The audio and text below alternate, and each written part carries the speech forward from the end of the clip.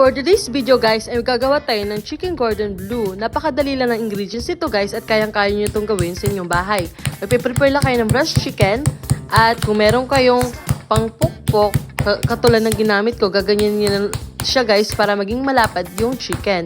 Pag nagawa nyo na yan guys, at nilagyan ko rin siya ng clean wrap guys para hindi direkta dun sa martilyo. At lalagyan ko ng paminta, pampalasa, konting asin.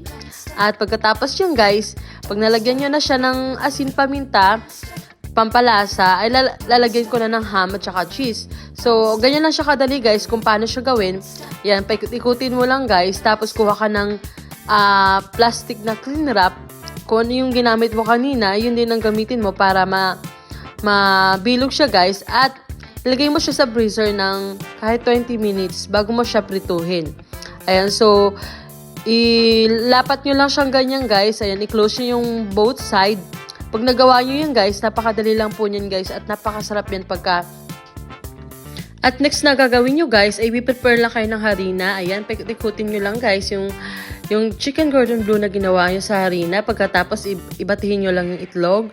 Mag-prepare lang kayo ng isang itlog. Pagkatapos guys, paikot-ikutin nyo lang siya dyan. Ayan. So, pag naikot nyo na yan guys, make sure na makot nyo ng maayos. Ilagay nyo siya sa breadcrumbs. Ayan. Lagyan nyo lang siya ng breadcrumbs. Pagkatapos nyan guys, mag-prepare kayo ng mainit na mantika.